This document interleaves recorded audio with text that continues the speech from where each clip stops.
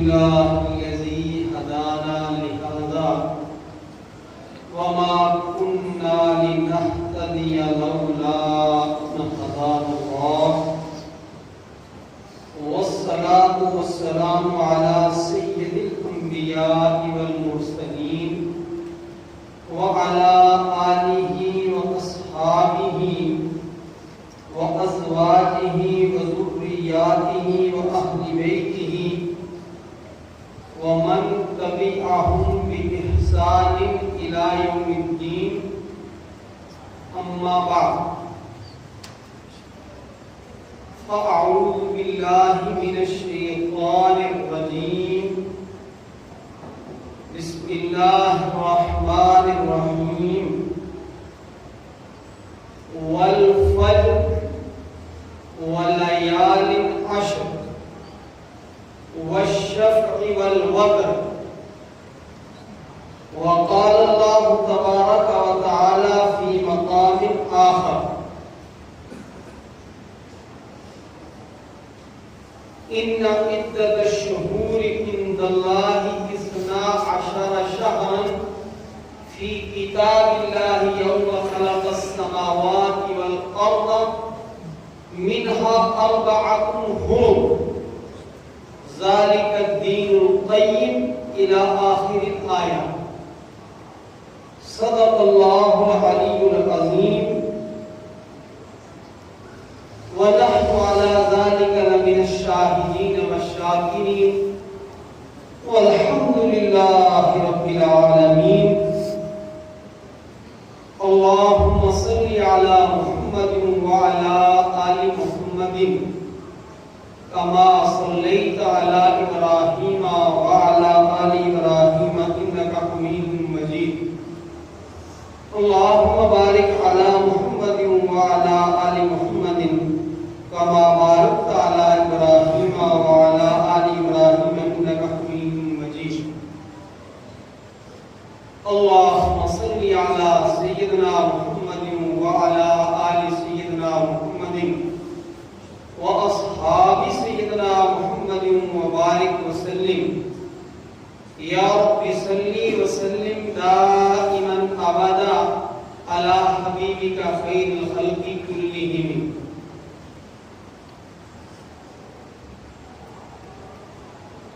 انسان زمان و مکان کے اندر قید ہے. انسان ہر وقت کسی مکان کے اندر ہے یعنی کسی جگہ کے اندر ہے اور کوئی نہ کوئی زمانہ ہے جو گزر گیا وہ ماضی جس میں اس وقت ہم ہیں یہ حال اور جو آنے والا ہے وہ مستقبل. مکان میں بھی درجات ہیں. ایک عام جگہ ہے, پھر وہ جگہ ہے کہ جو مسجد ہے, پھر محلے کی مسجد سے مرکزی جامع مسجد کا مقام بڑا ہے اور جامع مسجد سے مسجد اقصی کا مقام بڑا ہے, پھر مسجد نبوی ہے, مسجد حرام ہے. تو سارے مکان بھی برابر نہیں اور سارے زمانے بھی برابر نہیں. نبیوں کے اندر بھی درجات ہیں. تِلْكَ الرُّسُلُ فَضَّلْنَا بَعْضَهُمْ عَلَى بَعْضٍ. فرمایا اللہ رب العالمین نے ہم نے بعض نبیوں کو بعض کے اوپر فضیلت عطا فرمائی. اسی طرح سب فرشتے برابر نہیں, بعض فرشتے افضل ہیں. انسان بھی سب برابر نہیں بلکہ درجات ہی انسانوں کے درمیان. اللہ تعالیٰ نے انسان کو جو زمانے کی دولت عطا فرمائی تو سب زمانے بھی برابر نہیں ہیں. جمعہ کا دن باقی دنوں سے افضل, جمعہ کی رات باقی راتوں سے افضل. اسی طرح بعض مہینے بعض مہینوں سے افضل, بعض راتیں بعض راتوں سے افضل. اور اللہ تعالیٰ نے ہمارے ہماری روحانی تربیت کے لیے سال کے اندر بعض مہینے، بعض دن اور بعض راتیں ایسی بنائی ہیں کہ بندہ اگر ان دنوں کے اندر، ان راتوں کے اندر، ان اوقات کے اندر، اس زمانے کے اندر گناہ سے بچ جائے اور نیک اعمال کر لے تو وہ باقی دنوں سے ثواب زیادہ حاصل کر سکتا ہے، اور گناہوں سے ان ایام میں بچ کر باقی دنوں کے مقابلے میں زیادہ اللہ کے ہاں اجر و ثواب کا مستحق ہو سکتا ہے۔ میں نے قرآن حکیم کی 2 آیات مبارکہ آپ کے سامنے تلاوت کی۔ اللہ رب العالمین نے ارشاد فرمایا کہ اللہ کے ہاں مہینوں کی گنتی روز اول سے ہی یوم خلق السماوات والارض، جس دن اللہ تعالیٰ نے زمین اور آسمان کو پیدا کیا، اسی وقت سے مہینوں کی گنتی وہ 12 ہے، 12 مہینے۔ 12 مہینوں میں سے پھر 4 مہینے اللہ کے ہاں بہت ہی زیادہ قابل احترام ہیں۔ منہا اربعۃ حرم، یہ 4 مہینے اللہ کے ہاں زیادہ قابل احترام ہیں۔ ان مہینوں کے اندر جنگ و جدال کرنا ناجائز تھا۔ ذوالقعدہ ہے، ذوالحجہ ہے، اور محرم ہے، اور رجب کا مہینہ ہے۔ 12 مہینوں کی گنتی کے اعتبار سے 12واں مہینہ وہ مہینہ ہے جسے کہتے ہیں ذوالحجہ، حج والا مہینہ، یعنی آنے والا جو چاند ہے وہ چاند دیکھ کر جو مہینہ شروع ہوگا اس مہینوں کو کہتے ہیں ماہ ذوالحجہ، ماہ ذوالحجہ کہ حج والا مہینہ۔ قرآن حکیم میں ہے والفجر ولیال عشر والشفع والوتر، کہ قسم ہے فجر کی اور قسم ہے ولیال عشر، 10 راتوں کی قسم ہے۔ ان 10 راتوں سے مفسرین نے ماہ ذی الحجہ کی 10 راتیں مراد لی، اور ایسا نہیں ہے کہ 10 راتیں افضل ہیں، بلکہ اصل میں مہینہ جو شروع ہوتا ہے اور دن سے پہلے رات آتی ہے اور چاند دیکھنے ہی سے گویا وہ مہینہ شروع ہو جاتا ہے، تو 10 راتیں بھی افضل ہیں، یہ 10 دن بھی افضل ترین۔ بلکہ علماء کے نزدیک ایک تحقیق ہے کہ آیا ماہ رمضان المبارک کی آخری 10 راتیں افضل ہیں یا ماہ ذی الحجہ کی پہلی 10 راتیں افضل ہیں؟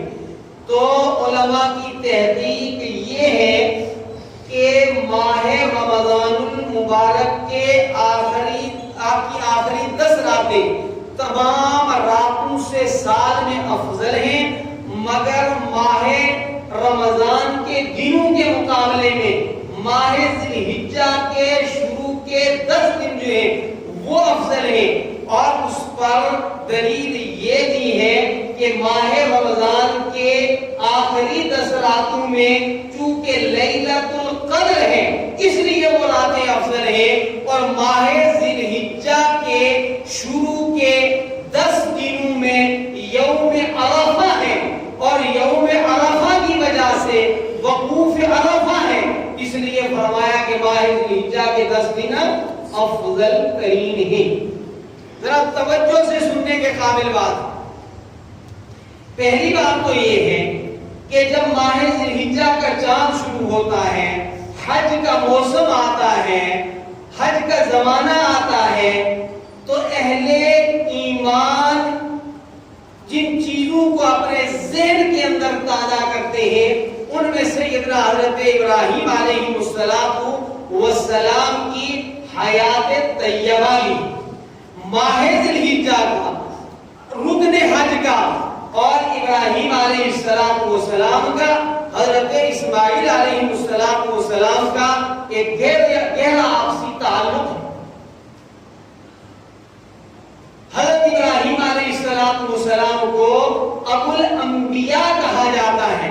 حضرت ابراہیم علیہ السلام سے نبیوں کا جو سلسلہ چلا ہے تو اس کثرت سے چلا ہے کہ ہزاروں سے نہیں لاکھوں افراد کے اوپر جا کر وہ سلسلہ رسول اکرم صلی اللہ علیہ وسلم پر ختم ہو۔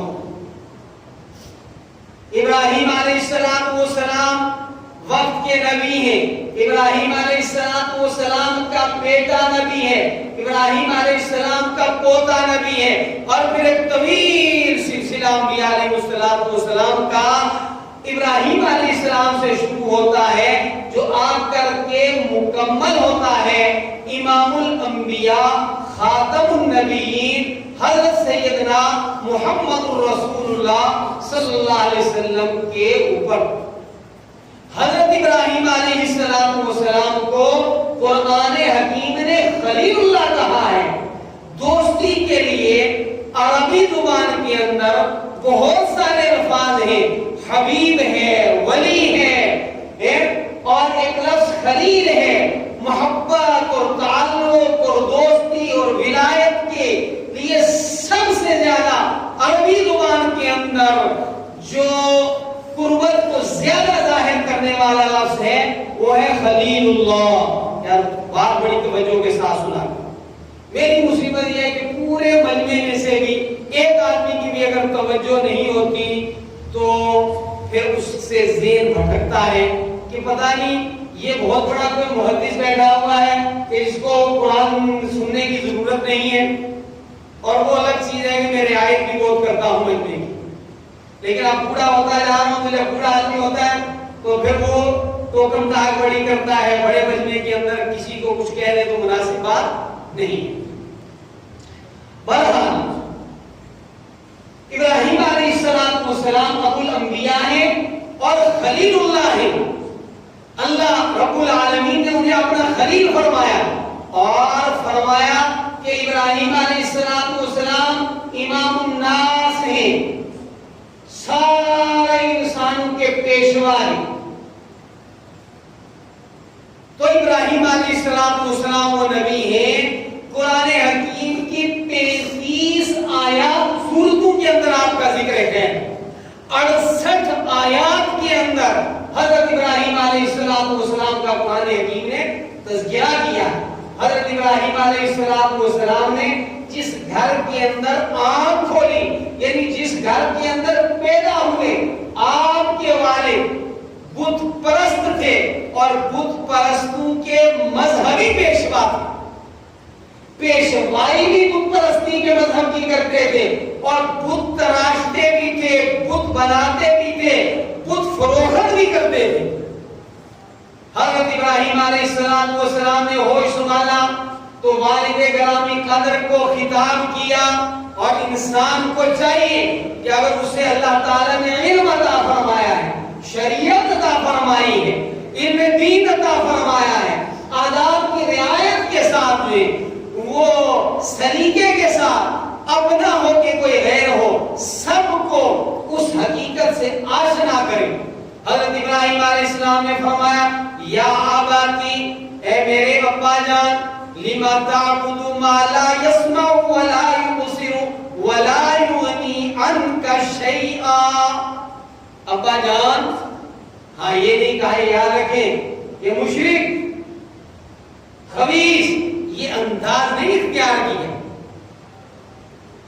آپ نیک ہیں تو اس کا مطلب یہ نہیں ہے کہ آپ بدتمیزیاں کرتے پھرے۔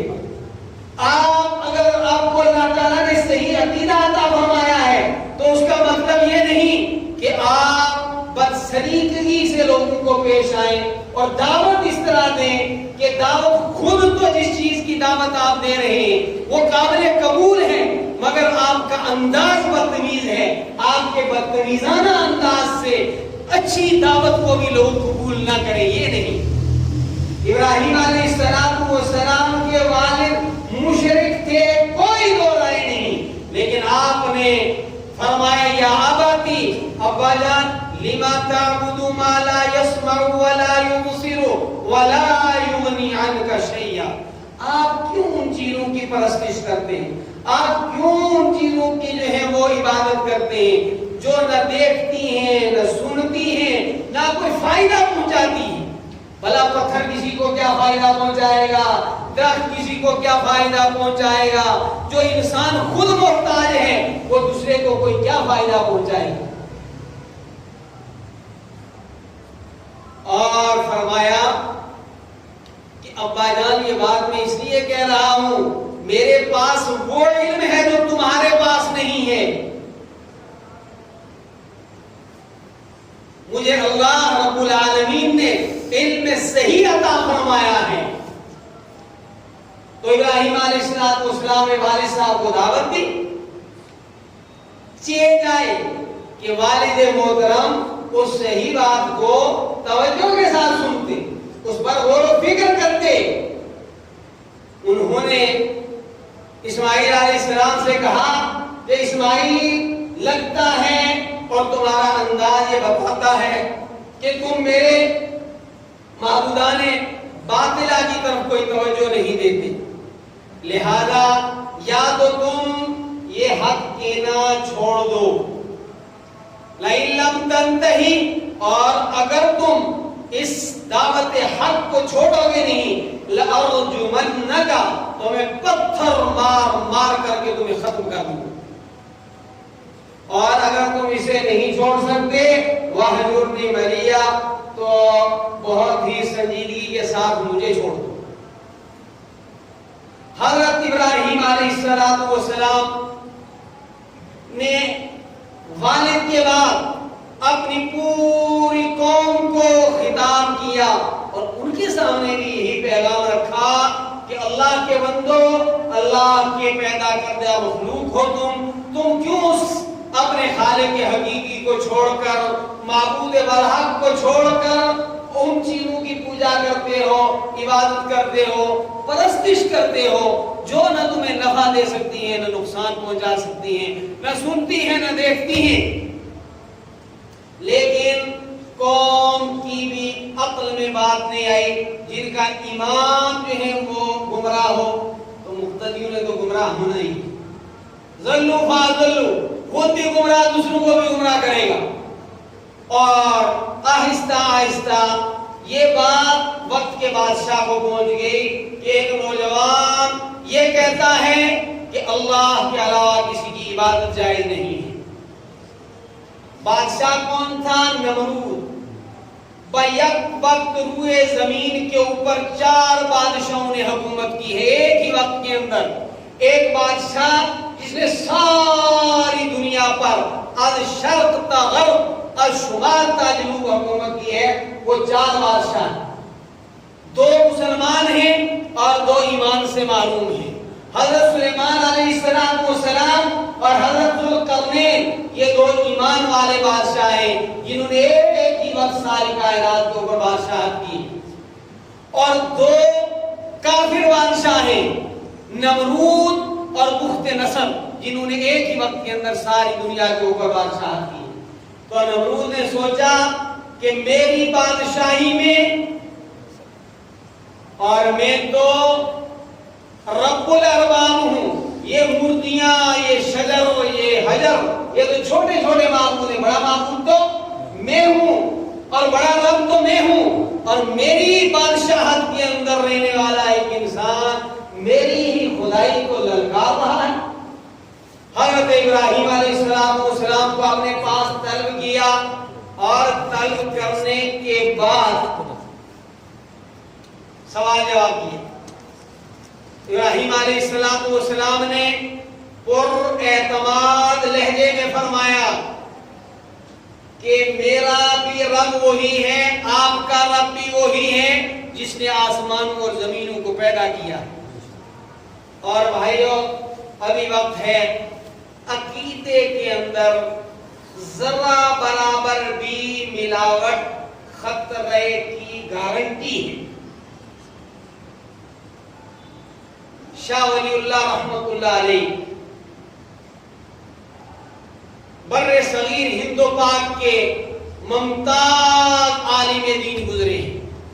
آج بر صغیر ہند و پاک، بنگلہ دیش وغیرہ وغیرہ جو جتنے بھی مسلمانوں کے مکاتب ہائے فکر ہیں علمی اعتبار سے، ان تمام کا سلسلہ سیدنا احمد شاہ ولی اللہ رحمت اللہ علیہ پر جا کر اکٹھا ہو جاتا ہے. شاہ ولی اللہ رحمت اللہ علیہ کی مشہور کتاب ہے معرکۃ الآراء کتاب ہے. ایک نیا رخ دیا ہے علمی دنیا کو شاہ ولی اللہ رحمت اللہ علیہ نے. تو ان نے حجت اللہ البالیہ کے اندر حدیث قدسی نقل کی ہے. پوری توجہ کے ساتھ سنیں.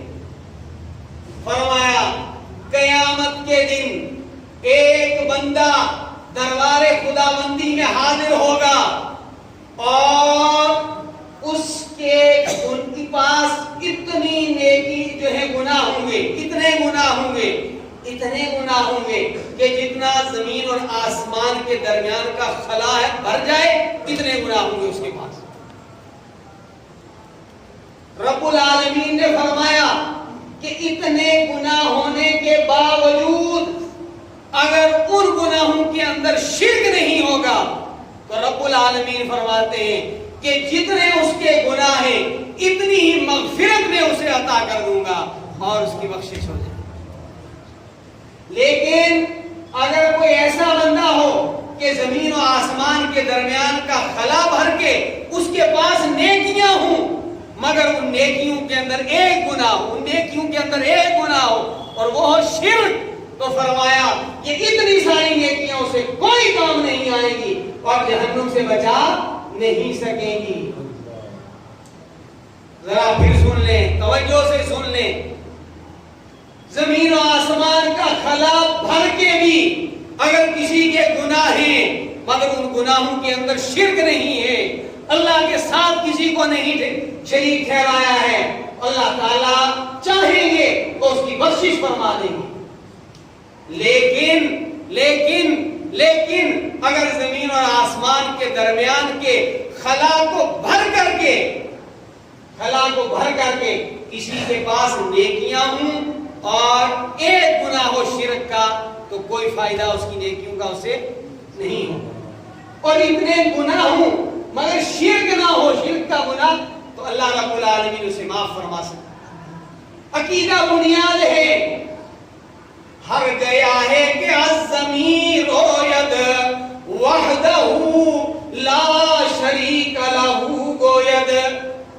زمین سے ہر دن کا جو نکلتا ہے وہ للکارتا ہے، وہ پکارتا ہے، وہ گواہی دیتا ہے لا الہ الا اللہ، لا الہ الا اللہ. اللہ کے سوا کوئی لائق عبادت نہیں ہے، اللہ کے سوا کوئی کارساز نہیں ہے، اللہ کے سوا کوئی مشکل کشا نہیں ہے، اللہ کے سوا کوئی نفع دینے والا نہیں ہے، اللہ کے سوا کوئی نقصان دینے والا نہیں ہے.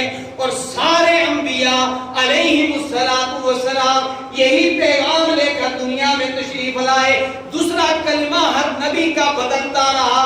سیدنا حضرت آدم علیہ السلام دنیا میں تشریف لائے، یہی کلمہ لے کر آئے لا الہ الا اللہ، آدم صفی اللہ. اور حضرت نوح علیہ السلام تشریف لائے، یہی پیغام لے کر آئے لا الہ الا اللہ، نوح نجی اللہ. ابراہیم علیہ السلام تشریف لائے، یہی کلمہ لے کر آئے لا الہ الا اللہ، ابراہیم خلیل اللہ. اسماعیل علیہ السلام تشریف لائے، یہی کلمہ لے کر آئے لا الہ الا اللہ، اسماعیل ذبیح اللہ. اور سب سے آخر میں انبیاء کے امام خاتم النبیین جناب محمد الرسول اللہ صلی اللہ علیہ وسلم تشریف لائے اور یہی کلمے تھا، یہی کلمے کی دعوت لے کر آئے لا الہ الا اللہ محمد الرسول اللہ صلی اللہ علیہ وسلم. یہی پیغام لے کر سارے نبی لائے اور یہی کام ہمیں کرنا ہے. گرچہ بت ہیں جماعت کی آستینوں میں، مجھے ہے حکم اعظم لا الہ الا اللہ محمد رسول اللہ صلی اللہ علیہ وسلم۔ ابراہیم علیہ السلام نے پورے اعتماد و لہجے میں کہا نمرود کو کہ میں اس رب کی عبادت کرتا ہوں، اس کو رب تسلیم کرتا ہوں جس نے مجھے پیدا کیا، جس نے تجھے پیدا کیا، جس نے زمینوں اور آسمانوں کو پیدا کیا۔ توحید کے اوپر کوئی سودے بازی کرنا کسی حالت کے اندر بھی جائز نہیں۔ رسول اکرم صلی اللہ علیہ وسلم مرض الوفات میں ہیں اور دعا فرما رہے ہیں، اے اللہ میرے بعد میری قبر کو بت نہ بنا۔ لوگ چڑھائے آ کر سجدے کریں، طواف کریں، شریعت اسلامیہ کے اندر کعبۃ اللہ کے علاوہ کسی جگہ کا طواف جائز نہیں ہے، حتیٰ کہ روضہ رسول کا بھی جائز نہیں اور نہیں ہوتا۔ ساری نظر و نیاز منتیں جائز ہیں مگر اللہ کے لیے، صرف اللہ کے لیے، صرف اللہ کے لیے۔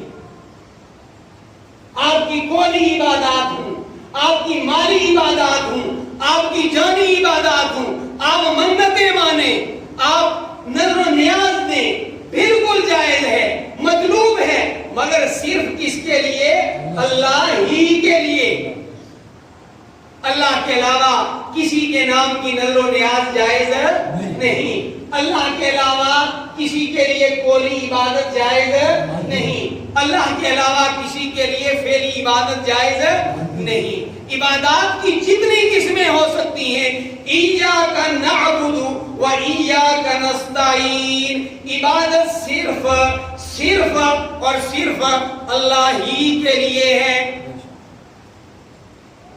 نبی اکرم صلی اللہ علیہ وسلم نے اپنے صحابہ کو وصیت فرماتے ہوئے فرمایا، لا تشرک باللہ ان حرقت اور قتلت، تجھے جلا دیا جائے، تجھے قتل کر دیا جائے، لا تشرک باللہ، اللہ کے ساتھ کسی کو شریک مت ٹھہرانا۔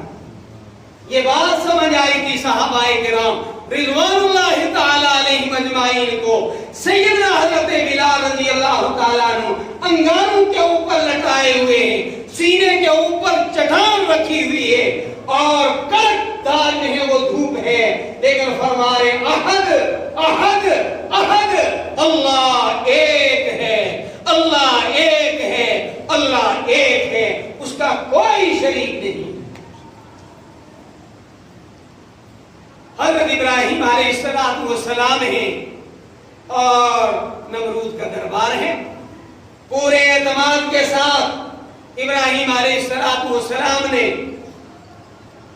نمرود کو کہا کہ میں صرف اللہ کی عبادت کرتا ہوں اور رب ایک ہے جس نے ہمیں پیدا کیا ہے، جو مارتا ہے، جو زندگی دیتا ہے۔ نمرود بڑا شاکر تھا، کہنے لگا ابراہیم مارنا اور زندگی دینا یہ تو میرے بھی اختیار کے اندر ہے۔ فوراً ایک اچھے بڑے آدمی کو بلایا جس کا کوئی قصور نہیں تھا اور جلاد کو بلا کر کہا کہ اس کو مار ڈالو۔ جلاد نے حکم میں مار ڈالا۔ کہا ابراہیم دیکھا میں موت دے سکتا ہوں کہ نہیں دے سکتا؟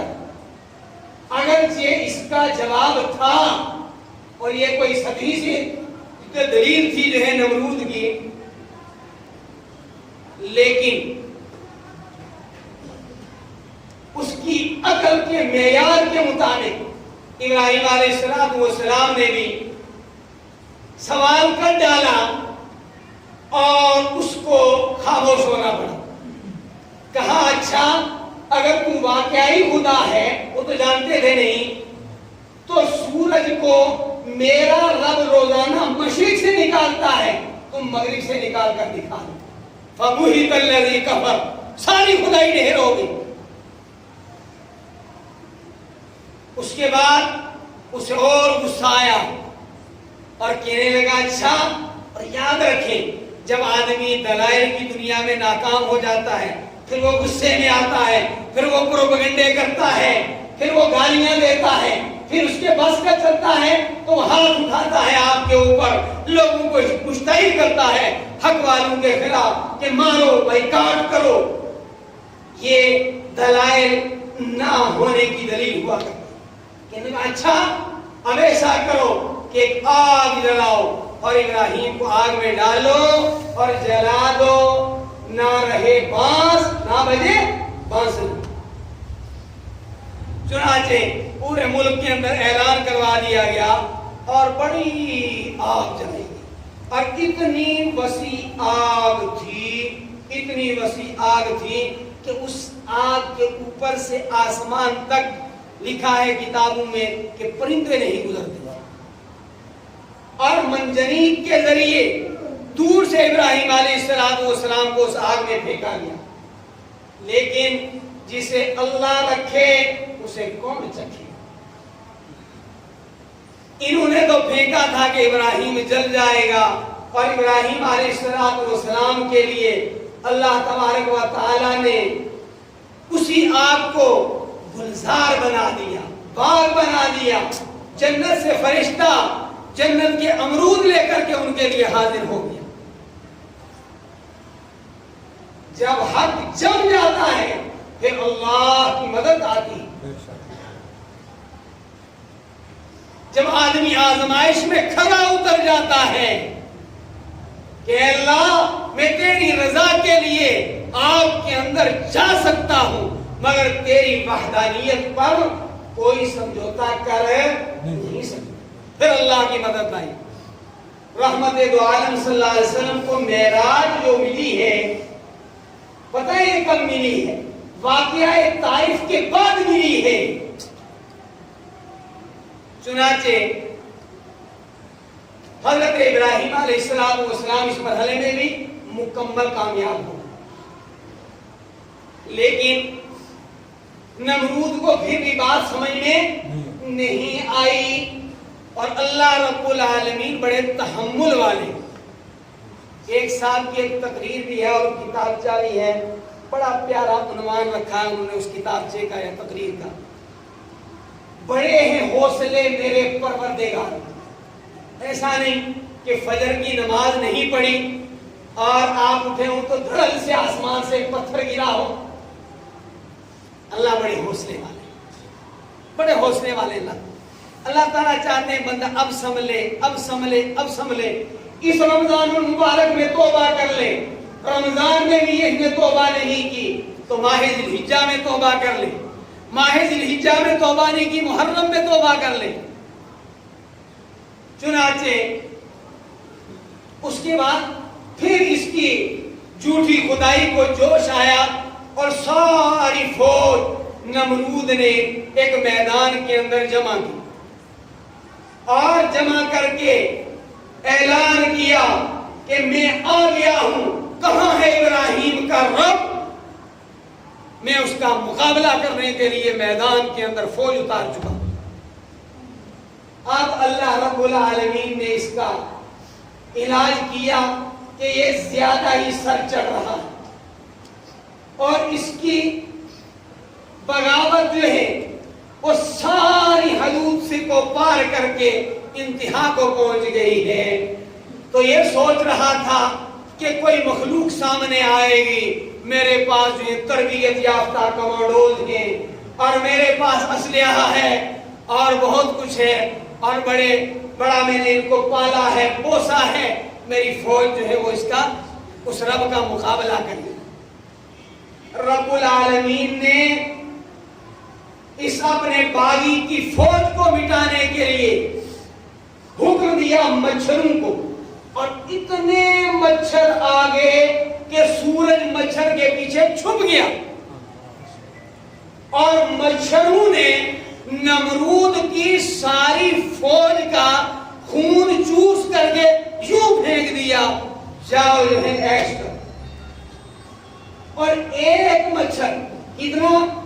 ایک مچھر، حقیر ترین مخلوق، کمزور ترین مخلوق، اور بعض مفسرین نے لکھا ہے کہ وہ مچھر لنگڑا مچھر تھا، یعنی پہلے تو مچھر ہی کتنا کمزور اور پھر مچھر بھی کیسا ہو کہ لنگڑا ہو بیچارہ، معذور مچھر۔ اللہ کے حکم سے ساری دنیا پر حکومت کرنے والے نمرود کے ناک سے داخل ہوتا ہے اور 400 سال تک اس کے دماغ کے اندر جو ہے وہ ڈنگ مارتا رہا، اور وہ جب بھی اس کو مارتا تھا اپنا ڈنگ تو یہ اٹھ کر کے نمرود ساری دنیا کے اوپر ایک وقت میں بادشاہت کرنے والا زور سے اپنا سر دیوار پر مارتا تھا کہ میرا سر پھوٹ جائے، ٹوٹ جائے، میں مر جاؤں اور اس جو ہے عذاب سے بچ جاؤں۔ لیکن یہاں تو موت کسی اور کے ہاتھ میں تھی، چنانچہ 400 سال تک نمرود کو یہ مچھر جو ہے وہ عذاب دیتا تھا۔ ابراہیم علیہ السلام کی حیات طیبہ ہمیں پیغام دیتی ہے کہ ایک رب ہی معبود برحق ہے، ایک رب کے ساتھ جڑنے والے کو کوئی نہیں مٹا سکتا۔ یہ جس ابراہیم علیہ السلام کی ہم بات کر رہے ہیں، ان کو دنیا سے میں آئے ہوئے 4000 صدیاں گزر چکی، 4000 صدیوں کے بعد بھی ابراہیم علیہ السلام کو کیوں یاد کیا جا رہا ہے؟ اس لیے کہ ابراہیم علیہ السلام نے اپنے رب کا دامن حالات کیسے ہوں نہیں چھوڑا۔ بہرحال میں نے آغاز گفتگو میں عرض کی کہ قرآن حکیم کے اندر حضرت ابراہیم علیہ السلام کی زندگی کو، آپ کے کارہائے نمایاں کو، آپ کی نبوت کو، آپ کی رسالت کو بہت تفصیل کے ساتھ بیان کیا گیا ہے۔ قرآن پاک کی 35 سورتوں کے اندر آپ کا تذکرہ، 68 آیات کے اندر آپ کا تذکرہ ہے، اور جو ہی ماہ ذی الحجہ آتا ہے تو اہل ایمان کے دل و دماغ کے اندر ابراہیم علیہ السلام کی یاد تازہ ہو جاتی ہے۔ یاد رکھیں کہ رمضان المبارک کے بعد ماہ ذی الحجہ کے یہ 10 دنوں کے اعمال اللہ تعالیٰ کو بہت پسند، فرمایا کہ ماہ ذی الحجہ کے شروع کے 10 دنوں کے اندر نیک اعمال اللہ کو جتنے پسند ہیں دوسرے اوقات کے اندر اتنے پسند نہیں، پسند پھر بھی ٹھیک ہے، لیکن آپ شوال میں نمازیں پڑھیں، فرض ادائیگی ہے، ضروری ہے، لیکن ماہ ذی الحجہ کی نمازوں، ماہ ذی الحجہ کے روزے، ماہ ذی الحجہ کے صدقات و خیرات کا ثواب بہت زیادہ بڑھ جاتا ہے۔ ماہ ذی الحجہ کے 10 دنوں کے اندر نیک اعمال اللہ تبارک و تعالیٰ کو بہت پسند ہے۔ فرمایا جو شخص ماہ ذی الحجہ کے شروع کے 9 دنوں میں سے کسی ایک دن کا روزہ رکھے، اللہ رب العالمین 1 سال کے روزوں کے برابر اسے ثواب عطا فرماتا ہے۔ اور جو ماہ ذی الحجہ کی 9 تاریخ کو روزہ رکھے، فرمایا اس بندے کے 1 سال گزشتہ اور 1 سال آئندہ کے صغیرہ گناہ اللہ تبارک و تعالیٰ معاف فرما دیتے۔ فرمایا جو بندہ ماہ ذی الحجہ کی 10 راتوں میں سے کسی ایک رات کے اندر اللہ تبارک و تعالیٰ کی عبادت کرے، فرمایا وہ ایسا ہے جیسے اس نے شب قدر کے اندر عبادت کی۔ فرمایا تمام وہ کلمات جو اچھے کلمات انسان بولتا ہے زبان سے، ان کلمات میں سب سے 4 کلمے اللہ کو زیادہ محبوب ہیں، زیادہ پسندیدہ ہیں۔ یاد کریں گے آپ؟ اور اتنے آسان ہیں کہ ماشاءاللہ ابھی یاد ہو جائیں۔ فرمایا سبحان اللہ، الحمدللہ، اللہ اکبر، لا الہ الا اللہ۔ یہ 4 کلمے جتنے اچھے کلمے دنیا میں بولے جاتے ہیں ان میں سب سے اچھے کلمات ہیں، اور کتنے آسان کلمات ہیں، اور کتنا ثواب ہے ان کلمات کے پڑھنے پر۔ حضور نبی اکرم صلی اللہ علیہ وسلم نے فرمایا کیا تم میں سے کوئی ایسا بندہ ہے جو احد پہاڑ کے برابر نیک اعمال کرے اور اتنا بڑا ثواب حاصل کرے؟ صحابہ کرام رضوان اللہ تعالی علیہم اجمعین نے فرمایا یا رسول اللہ صلی اللہ علیہ وسلم اتنا بڑا عمل کون کر سکتا ہے، اتنا بڑا ثواب کون حاصل کر سکتا ہے؟ نبی رحمت صلی اللہ علیہ وسلم نے فرمایا الحمدللہ، سبحان اللہ، اللہ اکبر، لا الہ الا اللہ۔ ہر ایک ان کلمات اربعہ میں سے اتنا ایک مرتبہ کہنے سے احد پہاڑ کے برابر ثواب ملتا ہے۔ اور پھر ان 10 دنوں کے اندر ان کلمات کو بار بار پڑھنا اللہ تبارک و تعالیٰ کو بہت پسند ہے۔ خلاصتاً، ضرورتاً، اور خود بھی اور آپ کو بھی عمل کی نیت سے ایک آخری بات بتا رہا ہوں کہ یاد رکھیں ماہ ذی الحجہ کے 10 ایام میں نیک عمل اللہ تعالیٰ کو جتنا پسند ہے دوسرے دنوں دوسرے اوقات میں اتنا پسند نہیں۔ 2 کام کرنے ہیں ان دنوں کے اندر، نمبر 1 نیکی زیادہ کرنی ہے، نمبر 2 گناہ سے اپنے آپ کو بچانا ہے۔ امت کے اندر نیکی کرنے کا پھر بھی کچھ ذوق شوق ہے، لیکن بدعمالی کے بچنے کا اہتمام نہیں کیا جاتا۔ حضور اکرم صلی اللہ علیہ وسلم نے فرمایا، توجہ سے سنو، نبی صلی اللہ علیہ وسلم نے فرمایا صحابہ میں بتاؤں تمہارے اندر سب سے بڑی بیماری کون سی ہے، اصل بیماری تمہاری کون سی ہے بتاؤں؟ صحابہ اکرام رضوان اللہ تعالی علیہم اجمعین نے عرض کیا یا رسول اللہ صلی اللہ علیہ وسلم ضرور بتائیے۔ نبی صلی اللہ علیہ وسلم نے فرمایا تمہاری اصل بیماری گناہ ہے۔ تمہاری اصل بیماری کیا ہے؟ گناہ۔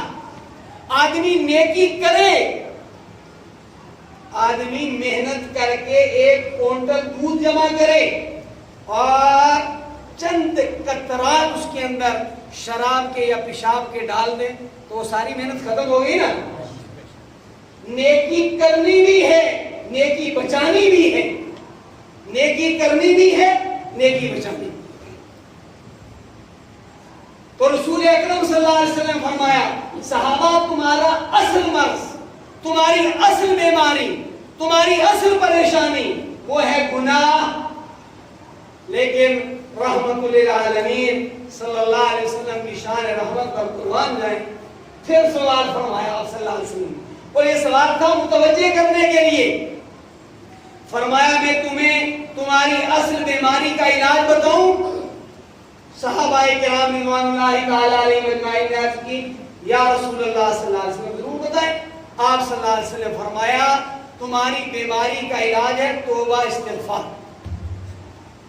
اللہ تبارک و تعالیٰ نے چاہا تو سنیچر شام کو چاند ماہ ذی الحجہ کا نظر آ سکتا ہے، نہیں تو اگلے دن۔ آپ سے میری درخواست ہے کہ آج ہی 2 نفل پڑھ کے ماضی کی زندگی کے گناہوں پر بصد ندامت، بصد شرمندگی اللہ تعالیٰ کے دربار میں توبہ کریں۔ ایک چیز بار بار ذہن میں آ رہی، پہلا کورونا وائرس کی لہر چلی، بہت سارے بچھڑ گئے، دوسری چلی اور بچھڑ گئے، اللہ بہتر جانتا ہے تیسری چلے اور ہمیں بھی لقمہ نہ بنا دے۔ ہمیں توبہ کرنی چاہیے، ان ماہ ذی الحجہ کے 10 دنوں میں اپنے آپ کو گناہوں سے بچانے کا عزم کریں، نمازوں کے باجماعت اہتمام کا عزم کریں۔ اور وقت ہو رہا ہے جن لوگوں پر قربانی ہے واجب وہ قربانی کا انتظام ہے۔ رسول اکرم صلی اللہ علیہ وسلم نے فرمایا کہ تم میں سے جو قربانی کرنے کا ارادہ رکھتا ہو وہ ماہ ذی الحجہ کا چاند دیکھ کر قربانی کرنے تک نہ اپنے بال کاٹے نہ اپنے ناخن کاٹے۔ لہذا کل کا دن آپ کے پاس ہے، नाखून काट लें, अपने मुख्तलिफ जगहों के जो बाल आपको बनाने होते हैं वो बना लें। गुनाहों से अल्लाह के लिए अपने आप को बचाएं, बुरा न मानना। कुछ गुनाह ऐसे हैं जो 24 घंटे आदमी के पीछे लगे रहते हैं और हमें आपने वो गुनाह याद नहीं आते। माफ करना, ये दाढ़ी मुड़ाने का गुनाह 24 घंटे आदमी मुब्तला गुनाह होता है, 24 घंटे। मुझे मरना है ना, मुझे कहना है, लेकिन माफी मांग कर कहना वाले की जरूरत नहीं है। लेकिन मैंने बताया कि बदतमीजाना अंदाज से बात नहीं करनी चाहिए, खुश उसलूबी से। मेरे भाइयों, मेरे आपके नबी की सुन्नत, सारे अंबिया की सुन्नत है। और इससे महरूम बंदा हर वक्त गुनाह कबीरा में मुब्तला रहता है।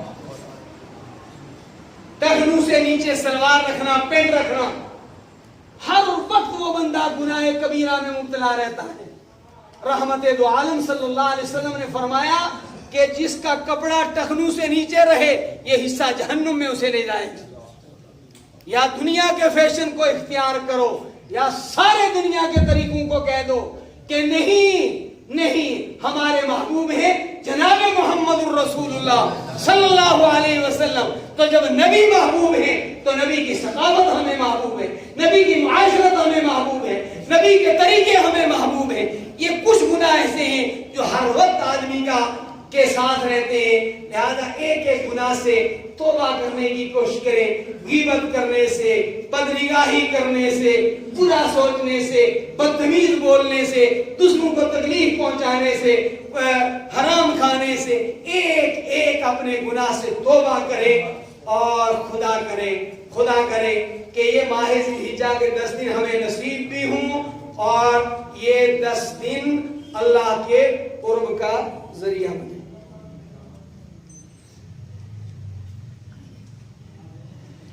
देखिए, हमारे बिहार के बहुत सारे लोग दूर दराज से आकर यहाँ मजदूरी करते हैं और ये भी बहुत बड़ा अमल है। नबी सल्लल्लाहु अलैहि वसल्लम ने इरशाद फरमाया कि सबसे अच्छा खाना वो है जो अपने हाथ से कमा कर खाया जाए। तो बहरहाल उनमें एक साथी अब्दुल खालिक भाई, उनको डॉक्टरों ने कैंसर का मर्ज बताया है। उन्होंने दुआ के लिए कहा है, अल्लाह आप कादिर हैं, खालिक के बीमारी भी आप हैं, खालिक के शिफा भी आप हैं। या अल्लाह उनकी बीमारी को दूर फरमा, इलाज मुआलजे में कामयाबी अता फरमा। जितने लोग बीमार हैं या अल्लाह उन सबको शिफाए कामिला आजिला दाइमा मुस्तमिर्रा नसीब फरमा।